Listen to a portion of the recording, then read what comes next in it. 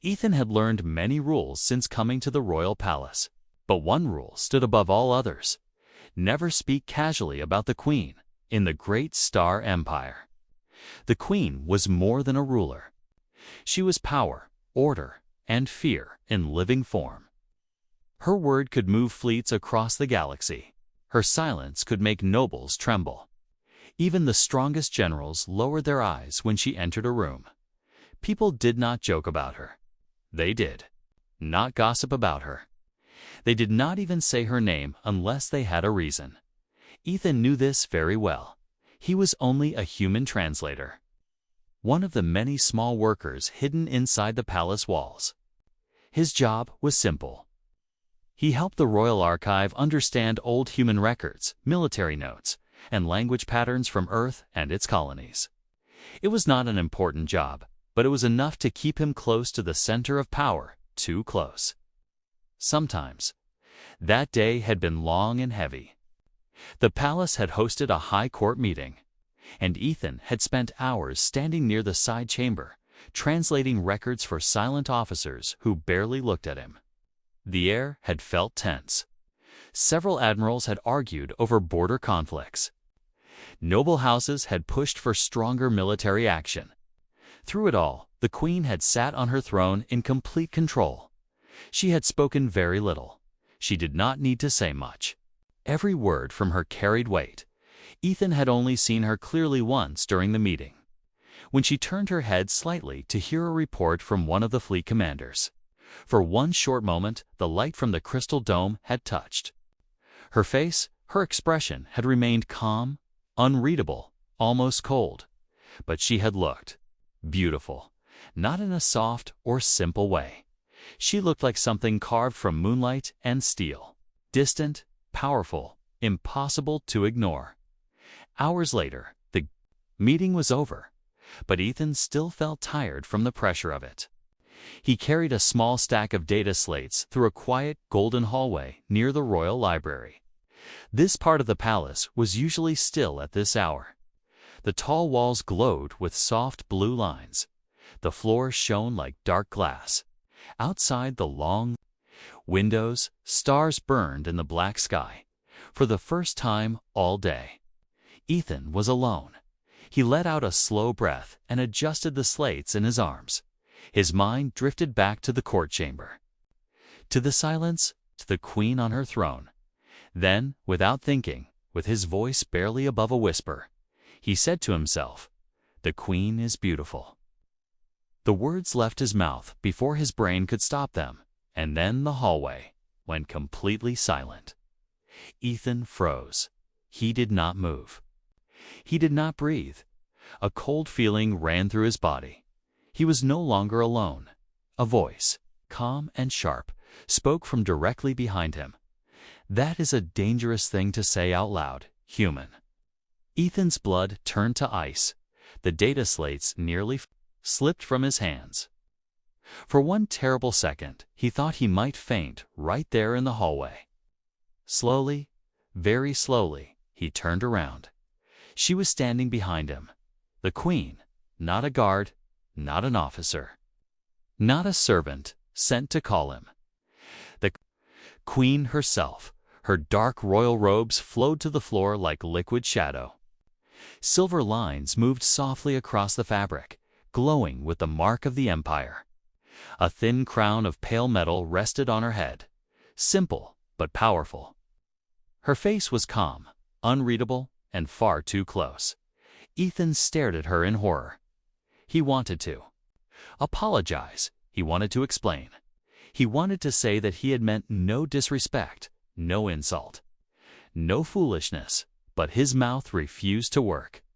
The Queen studied him, in silence. That silence felt worse than shouting.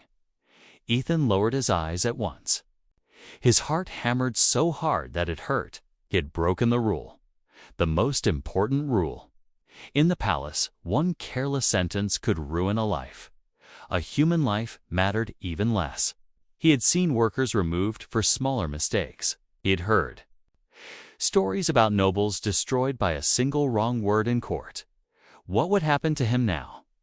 "Look at me," the Queen said. Her voice was not loud. It did not need to be. Ethan forced himself to raise his head. He expected anger. He expected cold punishment. But what he saw on her face was something else. Curiosity that frightened him even more. "You spoke honestly," she said. Ethan swallowed hard. "Your Majesty." She lifted one hand, and he stopped speaking at once. For a moment, neither of them moved.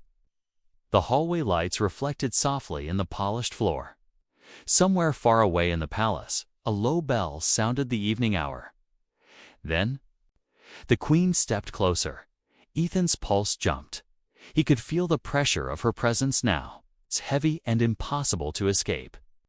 She looked at him the way a ruler might look at a puzzle or a weapon, or something not yet understood. When she finally spoke again, her tone was calm, but it carried command like iron. "Walk with me." Ethan stared at her, stunned. He had expected guards. He had expected punishment. He had expected the end of his palace life. But not this. Not an invitation. Not from her. He had no choice.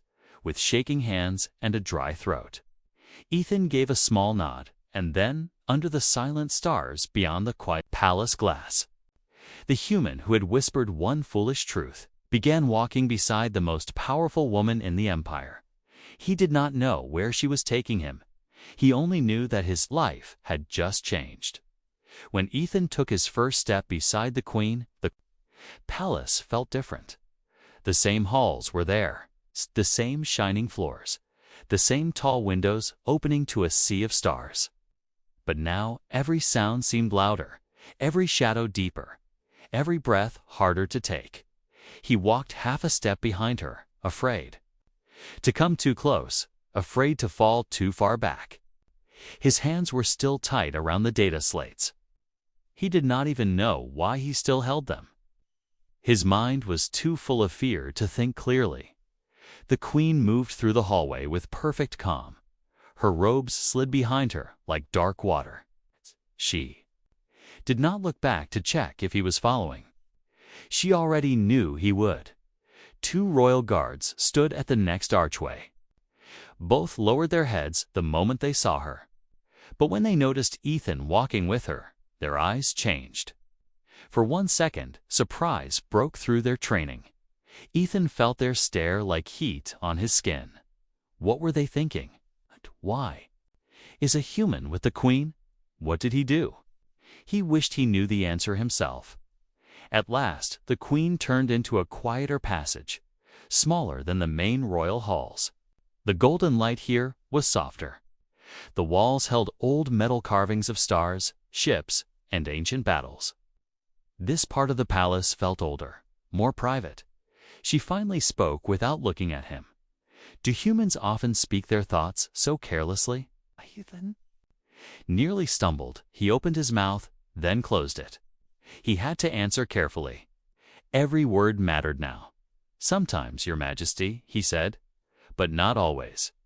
Today was a mistake." "A mistake? A mistake?" she asked. "Yes." She slowed just a little. "So you did not mean what you said." Ethan felt his face grow hot. This was a trap. It had to be a trap. If he said yes, he would sound dishonest. If he said no, he might sound bold beyond reason. He looked at the floor for 1 second, searching for the safest path. There was none. "I meant it," he said quietly. "But I did not mean to say it out loud." The Queen said nothing for several steps. That silence stretched so long that Ethan could hear the faint hum of palace systems inside the walls. He wondered if he had just made things worse. Then, to his surprise, the Queen asked, "And why did you mean it?" Ethan looked up at her back, shocked. No ruler had ever asked him a question like that. No one in power had ever asked what he truly thought. They only asked for facts, records, and translations, never opinions. He licked his dry lips. "Your Majesty, I do not know if I should answer that." "You should," she said. Her voice was calm, but it was also a command. Ethan took a slow breath, because when you enter a room, everything changes. The Queen kept walking. He continued, more carefully now. People become silent. Not only because they fear you, because they feel your presence. You do not need to force attention. It comes to you. That is rare. Still, she said nothing. Ethan did not know if he should stop. But the words were coming now, simple and honest. And today, in the court chamber, when the dome light touched your face, he swallowed. You looked strong, calm, beautiful. The last word came out softer than the others. The Queen turned her head just slightly, not enough to fully face him. Her expression remained unreadable. Most at court speak in perfect lines, she said. Their words are polished until they mean nothing. They say what they believe, I want to hear. Ethan blinked. That was not the answer he expected. She kept moving down the quiet passage. You, she said, spoke without preparation, without gain, without plan. Ethan gave a weak, nervous smile. I would have preferred a better plan, Your Majesty. For the first time, he thought he saw the smallest change near her eyes. Not a smile, not fully, but almost. That was somehow more unsettling than anger. They reached a long balcony open to the stars. A clear energy field covered the space where glass should have been, allowing cool air and distant sounds from the city below. The capital world spread beneath them in silver lights and moving lines, endless and alive. The Queen stopped at the edge. Ethan stopped too, keeping a careful distance. For a moment, neither of them spoke. Then she asked, how do humans judge rulers? The question hit him harder than any threat. He frowned slightly. Your Majesty? How do your people decide if someone deserves power? She asked. Ethan looked at her, truly confused now. This was no longer about a foolish whisper in a hallway. This was something else. He chose his words slowly. Humans respect strength, but not strength alone. What else? When the morning bells rang through the palace, Ethan did not move at once. He lay still, listening for footfalls outside his chamber door. In the dark between waking and fear, his memory replayed the last moments perfectly. The Queen's calm voice, the command of her walk, the way the air itself seemed to change when she stood close. That memory followed him into daylight now, relentless and bright. A servant had delivered the message before dawn. Not shouting, not rushed, just simple, formal, final. The Queen required his presence at first light. No details. No allowances. For nerves. The paper had borne no threats, only her seal. Yet Ethan had held it as if it might bite. He dressed with hands that trembled despite his effort. He chose clean cloth, smoothed rough edges, and tied his collar neatly. This was a court test. Appearance mattered. If it was something worse, no outfit would save him. Still, rituals helped. They slowed the spiral of his thoughts. Outside, the palace no longer felt quiet in the way it once had. The usual order remained: shining floors, moving lifts, soft colors along the walls, but the tone had shifted. Guards stood with straighter shoulders. Pages moved quicker. Servants avoided long looks. And everywhere, there were whispers behind careful doors. Ethan heard the word human more than once. Someone mentioned the hallway. Someone else mentioned the Queen walking without guards at first. Another voice added a dangerous line. Preference breeds fear. The Empire did not like miracles, and it liked attention even less. As he moved through the long corridor toward the Queen's private halls, he felt eyes settle on him whenever he stopped to read a sign or gather his thoughts. A clerk turned away too fast. A steward watched until Ethan saw him, then bent to duty. Even the palace itself seemed to measure his steps, counting, noting, repeating the story to itself. When he reached the private court ring, 2 guards let him pass without question. That fact terrified him more than any challenge. Permission meant protection, but it also meant the world had already decided where he belonged, at least for now. Inside, the Queen's study felt calm and reserved. Soft lights, a wide desk of soup, dark glass, shelves holding sealed records, and starscapes under glass. A low window gave space to the edge of the city. The distant lights floated across the curved land, patient and ongoing. The Queen stood alone near a folded screen of woven metal that shimmered like water.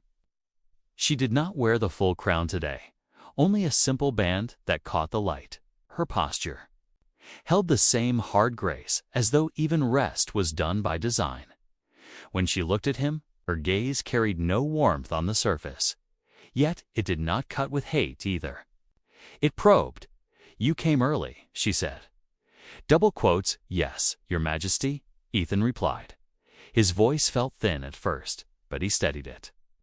Simple words, clear meaning. "I did not want to keep you waiting.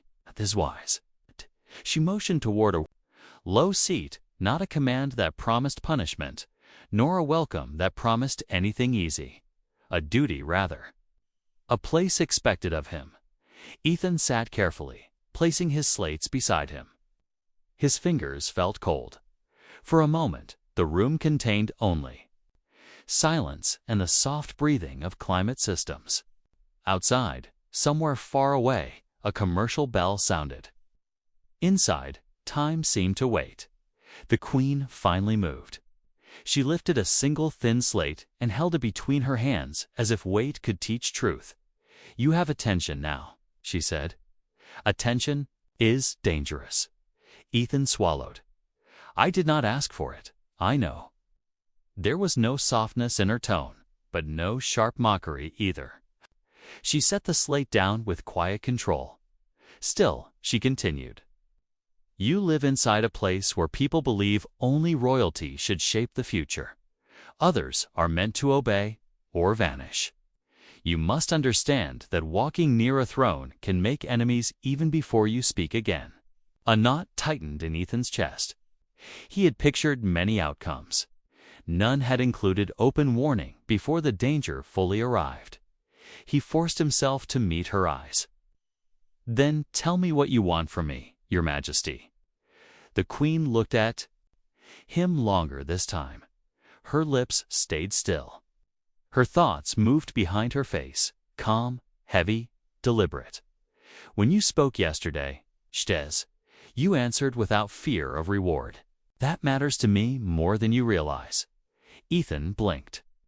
He had done nothing noble. He had spoken because his tired mind had betrayed him. Yet she placed value on it, as though honesty itself was rare currency. Before he could shape a response, soft steps sounded beyond the door. The guard tone shifted. A pause followed. Someone wished to enter. And something told. Ethan, it was not another page. The Queen's expression changed by a fraction, just enough for him to see readiness return. Like a blade returning to its sheath. Clean, familiar, always. "Near, speak," she said quietly, but the word landed with authority. "And think before you do. Many are listening now." The door opened. A tall noble entered, robe's bright face composed with practiced ease. Behind him stood another lord, older, colder, with the look of a man who measured people like stock in a ledger. The noble bowed low. Perfectly at first. Then his gaze slid to Ethan. Curiosity looked bright, there too bright, and beneath it, Ethan recognized something older and more common: suspicion. Here, in the Queen's private space. The palace story had already begun to move, and Ethan felt it closing around him. The court gathered in layers, as it always did when power felt uncertain. Bright robes washed past golden columns, while voices carried unmeasured lines, shaped for safety and favor. Noble names floated through the air-old houses, fresh alliances, commanders with familiar ranks and new ambitions. The chamber looked orderly, Yet Ethan sensed the small tremors underneath. Like a pond disturbed by something unseen below the surface. He stood where protocol placed him, near a secondary dais rather than the throne space. A guard stood a pace behind. Another watched. The crowd. The queen had entered without drama and sat above them with her usual composed stillness. Her presence cutting through noise the way cut glass cuts light. Her eyes moved once, briefly, toward Ethan, and the look held no warmth, only a reminder. Of yesterday's trust and the cost of today's choices, a herald called for order, and the moment tightened. Lord Varric stepped forward first. His steps fell with confidence, certain that tradition would shield him and that courage would sit on his side. He wore his rank-like armor, polished, pressed, and bright. When he bowed, it looked perfect. When he rose, his gaze found Ethan immediately, and held there, assessing, judging. "Your Majesty," Varric began. His voice carried easily, meant for ears beyond this room. "The court welcomes your wisdom, but some matters trouble those who love peace in the Empire. New voices and expected ones can raise alarms where order is prized." A murmur followed. Nothing open, only the careful shifting of attention that nobles used. When they wished to pray to feel itself cornered, Ethan kept his face calm. He had rehearsed stillness when they had told him last night that public inquiry was possible. A man without status stood on thin ground in such spaces. Even truth could be dressed as insolence. Even silence could become proof of guilt. The queen did not respond at once. Her silence was deliberate, letting the opening breathe. Then she spoke with steadier ease than anything below could match. "Speak plainly, Varric. You have my patience." For now, the Lord inclined his head as if acknowledging a favor rather than receiving permission. "Highness, this human is unfamiliar to the duties of your court. Yet lately he has been seen walking privately, receiving private audience, and claiming closeness with matters meant for greater hands." Another movement stirred among the watchers, a flicker of agreement, a guarded applause of implication rather than words. Varric pressed on. Some say careless speech breeds disrespect. Others fear that comfort near honored power weakens discipline and teaches dangerous habits. If trust is given lightly, legends grow. Legends invite risk. Ethan felt a cold weight settle behind his ribs. This was not simply about a sentence spoken in a hallway. This story had grown outside him. It had taken shape in hands better skilled at shaping fear. When Varric finally asked directly, the chamber seemed to stop. "Does your Majesty believe this human truly understands what honor means? Or has the Empire gained a man who hears beauty, repeats it, and believes he has earned a place above his station?" The question hung, designed to force either anger that would prove bad temper or meekness that would prove weakness. Some courts prized fire in their nobles. Others prized control. Varric played both games with the timing of a practiced gambler. Ethan's throat tightened, dry as dust. He could feel the burden of 1,000 rules. Bow lower, agree quickly, call the queen. Greater with borrowed poetry, swear loyalty until nothing sounded sincere. Or he could say nothing and let the silence become evidence. He chose the harder path. Simple, clear, uninvented. "Your Majesty," he said, and was surprised the words came level. "I ask for no title beyond what honest work gives. Yesterday, I spoke without thinking. I regret that. I meant no disrespect. I meant what I felt, but I did not seek reward or place for it." A few expressions hardened. Some softened.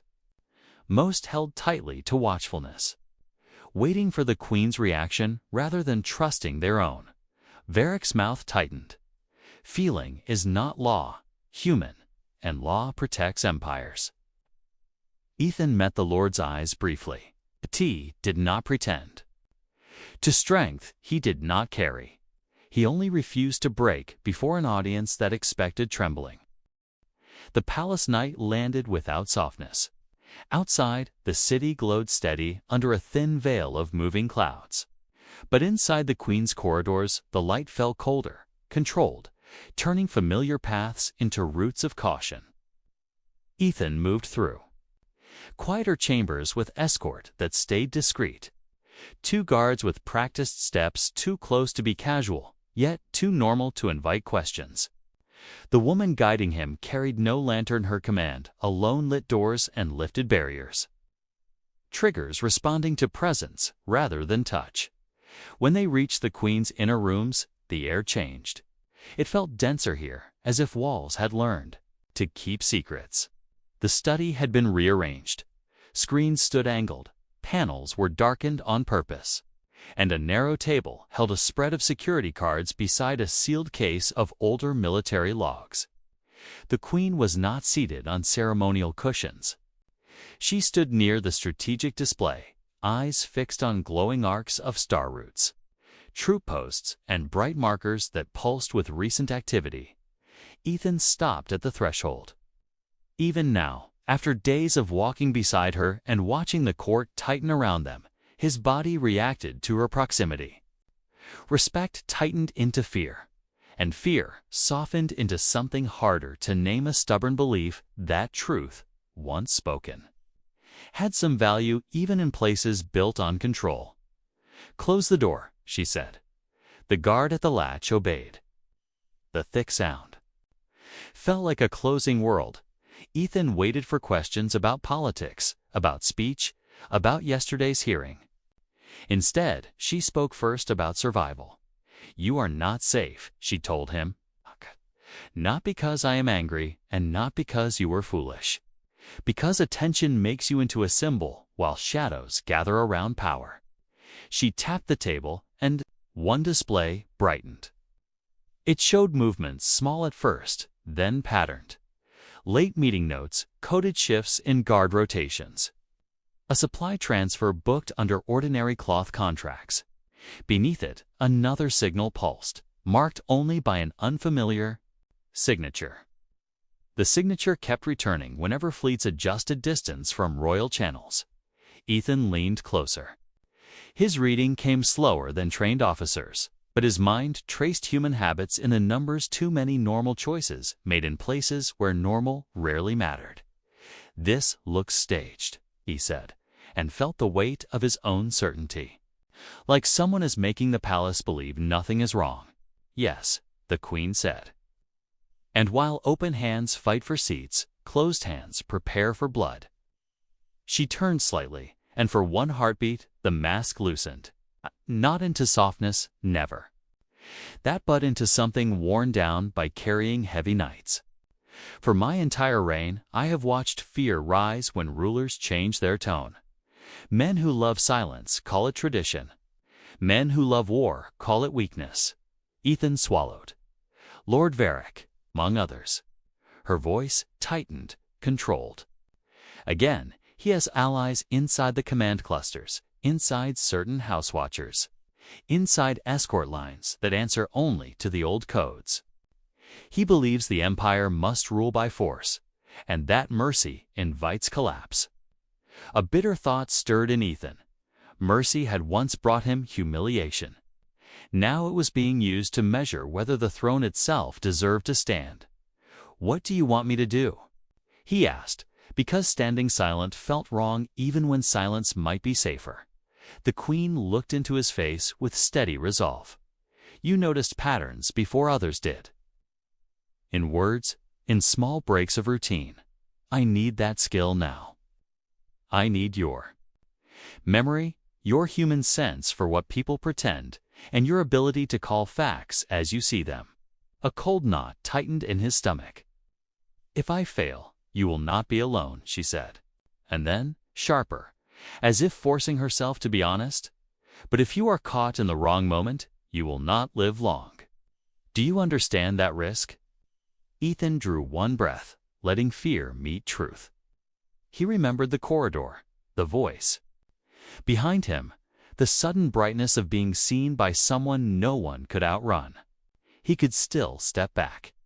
Yet the door behind him already felt heavier than before. "Yes," he said, "I understand." A faint flicker crossed her eyes, something like approval pressed into iron control. She moved to a locked console and granted him access with a motion of her finger. The system responded, brightening under her authority. Names unfolded, alerts shifted. History replayed, and somewhere beyond these walls, in the deeper arteries of the palace, Ethan felt traither than Hertha. First real stir of betrayal. Not a rumor now, but a movement, a tightening of gear, a rehearsal of old violence. When she finally spoke again, her words were simple, grounding him in the terrible clarity of the moment. "From this night forward, human, you are close enough to the center that they may try to erase you. So prove you are worth keeping alive." Her gaze did not promise kindness, it promised necessity, and Ethan matched it, holding steady, because the quiet hours were gone, and the story of the empire had reached its turning point. The deep hours of the palace rarely stayed still. Even when ruling hands rested, the system's moved lights adjusted. Doors spoke their quiet confirmations, guards changed channels, and distant engines of the capital threaded through the night like slow heartbeats. Tonight, however, the movement felt forced. A tension ran through every corridor, sudden edges where confidence had once been smooth. Ethan felt it when he walked from the study, watched by shadows that knew better than to linger openly, but not well enough to vanish. The Queen had cut off ordinary routine, and that fact itself drew danger toward them. Messages that once flowed across normal offices now bounced through sealed channels. Escort details rotated faster than usual. Armed positions shifted behind ceremonial screens.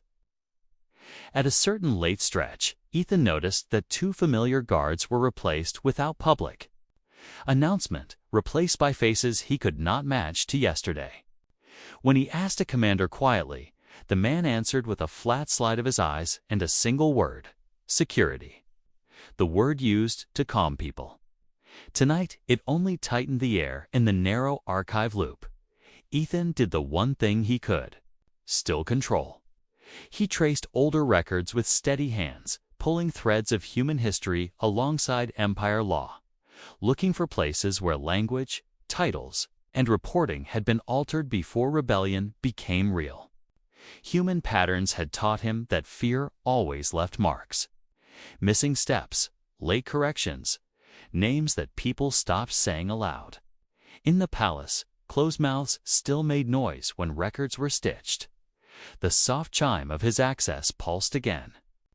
A clipped note arrived. The Queen expected him back immediately. His throat tightened on the walk, not because he doubted she tried to keep him alive, but because every return pushed the circle tighter. If his presence protected her, it also magnified the target upon him. If he failed, his mistake would not stay personal. The Empire would learn the wrong lesson. When he reached the protected chamber, he found it alive with quiet urgency. Officers stood in controlled clusters. One tactical officer guided holomaps that flickered between safe routes and known exposure points. Another monitored incoming watch reports. Red tags spread through the lines like slow, creeping burns. The Queen held a thin strip of evidence, some recorded shuttle call, some duty claim with timing that did not match, something small that smug men often thought too trivial to expose. "You saw it weeks ago," she told him without ceremony. "You felt the change in how orders were written. Humans notice when the story shifts." Ethan accepted the strip. Let the simple syllables of truth return to him. Yes, they keep making normal pretend. A normal guard shift, a normal supply log, a normal delay, but the seams are showing, Your Majesty. A tall captain nearby shifted on his feet, proud of his command, uneasy with the Queen's faith in a human. Ethan registered that discomfort and chose not to feed it with flashy speech. Let actions speak. Let proof enter before pride. The siege did not remain a shadow for long. A low alarm rolled through the palaceoft at first, meant to avoid panic and rumors, then sharper as systems confirmed a breach pattern. The room surged with motion. Doors locked. Communications split. The Queen moved without dramatizing her own fear, issuing commands that cut through confusion, placing shields around key family lines and forcing the rot out into the open before it could grow behind locked walls. Ethan followed her into the moving shield corridor, matching pace, holding what he had learned in memory. Somewhere ahead, his mind caught a familiar human signal. A man always left traces when he convinced others to commit. Bravery drew crowds. Cowards recruited cover. The traitor would try to hide inside the crowd, inside the just following orders lie. A cold draft slid past. Lantern light failed along a stretch they had passed moments before. An escort cried warning. A skip sounded far away. Then close to clean to be accident. Down.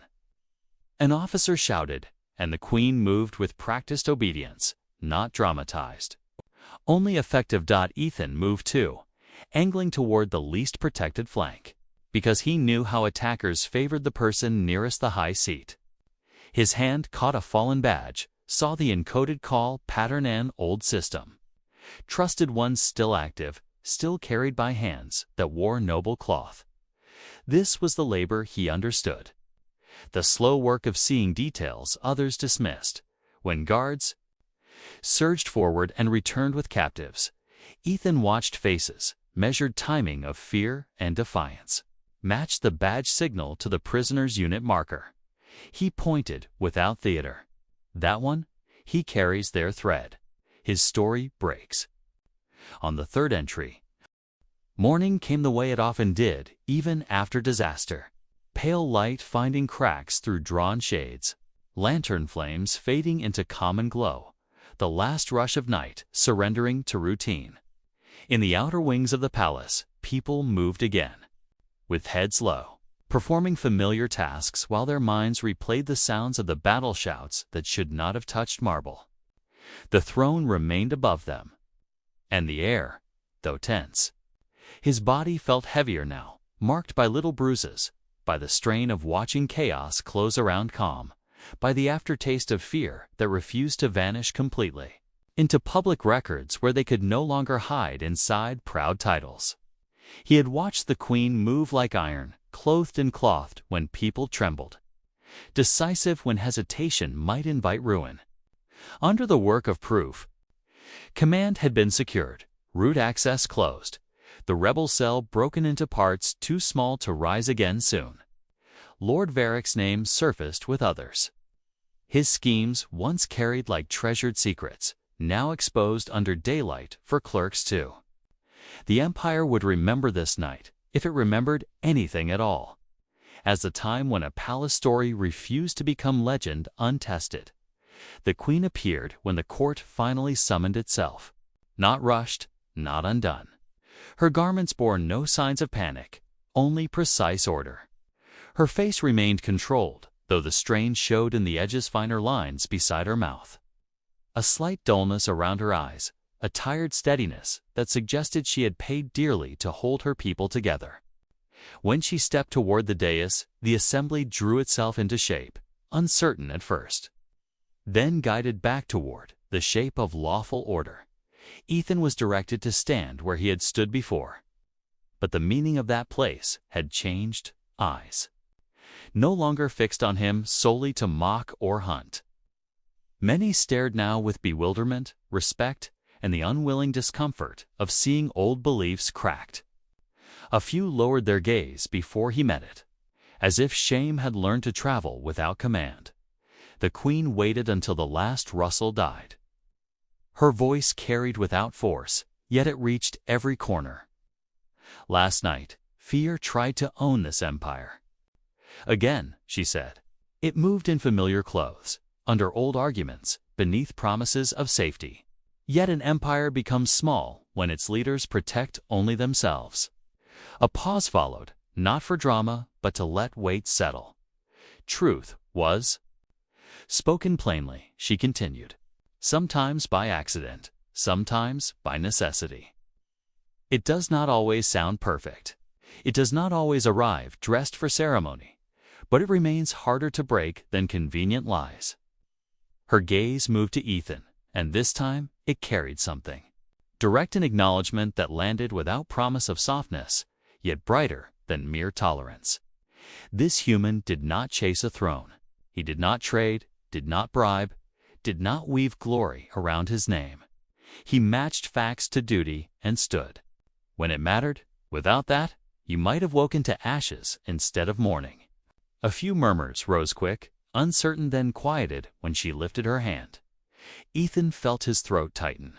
Praise, even deserved, felt strange in this air where death had stood earlier. Still, he held his own posture, accepting it without exaggeration. Letting pride pass uninvited. The lesson here was not that he had become greater. It was that honesty, simple and steady, had proven useful enough to matter. When the Queen resumed, her tone hardened into policy rather than gratitude. The old ways that rewarded silence and punished discomfort will end where they endangered. U.S. The star roads to this empire belong to more than fear. They belong to judgment, to care while strength remains, two voices that refuse to mask reality for comfort. A ripple moved through the courtograment. Resistance, the slow learning of new ground. Power disliked being taught, yet it remembered wounds. Ethan met her eyes again and understood what she was not saying aloud. Nothing could fully erase the danger now touching his life, nor fully erase the loneliness of being first against old custom. Yet he had earned a new measure of distance from expendable shade. The Queen had allowed his truth to survive alongside hers, and that bond, fragile though it might be, had become part of the throne's story. She rose. The movement ended debate by itself before she departed. Her final words reached him alone, quieter than ceremony required, but unmistakable. Your whisper woke something you did not plan, she said. Let it remain awakenist and held to purpose. Then she turned, and the day truly began, carrying forward a changed empire. In the simple, stubborn glow of morning light,